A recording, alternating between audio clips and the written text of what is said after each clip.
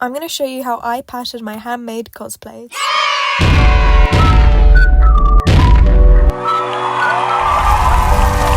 So this here is the materials you'll need, or at least the materials I use myself. So I've got here some wrapping paper, a pen, some pins, scissors. These are my fabric scissors. You're not meant to cut things that aren't fabric with them, so I used craft scissors for the paper. Then I've got quite a bit of scrap fabric here and a measuring tape.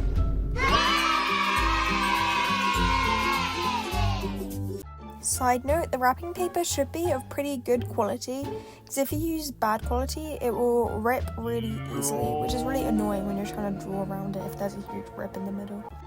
Finally, you need your reference pictures. This is Firefly from Honkai Star Rail, which is the cosplay I'm going to be making next. So I guess this is kind of part 1 of a Firefly making series, so you should totally follow along for that. It's important at this point that you consider how the pattern's going to look like, such as where you're going to have darts and such. For example, this here is a typical bodice pattern kind of shape, and you see that little triangle cutout, that's a dart, and what it does is it makes the fabric fit better to the curves of your body.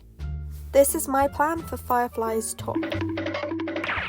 I've got my measuring tape here, and I'm just measuring my bust and my waist, because this is areas that I want the cosplay to fit really well.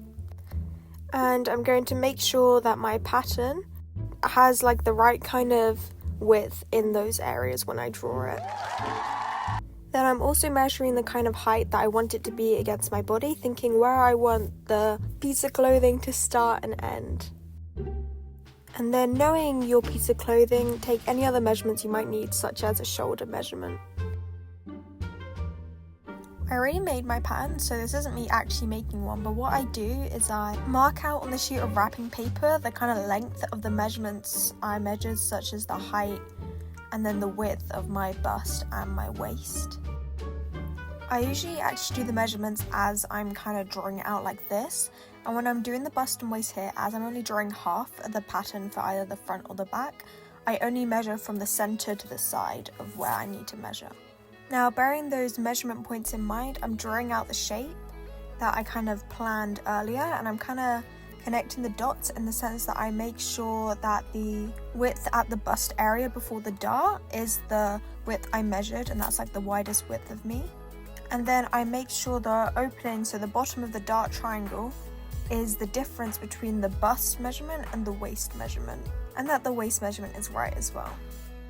So this is what I drew out, and then at this point I kind of hold the paper against my body just to see if it is the right kind of size and measurements, and sometimes I need to trim that down a little bit to make sure it looks right against my body. And now I'm just drawing around the pattern shape on my piece of scrap fabric.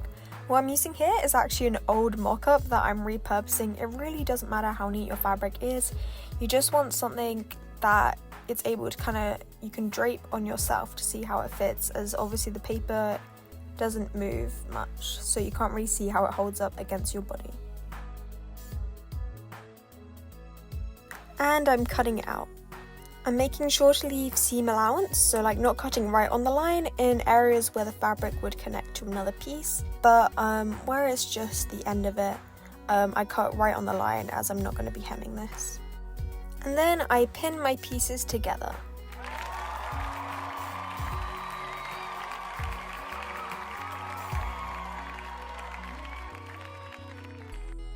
And again, I'm kind of holding it up against my body to see whether the shape is right and if it's the right kind of length. So I also did the same process for the front of the top, but this time I actually sewed down the darts and the pieces together. You don't have to sew it down. Most of the time I don't end up sewing everything, only some things, because I'm kind of lazy. Then I'm pinning on the front piece and the back pieces together so that I can try it on fully as a top. You can see there that I have a bit of an issue that I didn't really use the front piece as I was patterning the back piece, so there's some inconsistency in the lengths there. Now I'm trying on the whole top as a whole, and you can kind of see it doesn't fit perfectly, like it's a little bit loose around the bust and on the sides. So I'm getting out my pin cushion, because what I'll be doing is pinning it so it fits me better whilst I'm wearing it. So like here, I'm pulling the sides tight and I'm pinning those together, and I do this for other areas where it fits not perfectly. As my pattern is only for half the shape, I'm only going to be doing this to one side.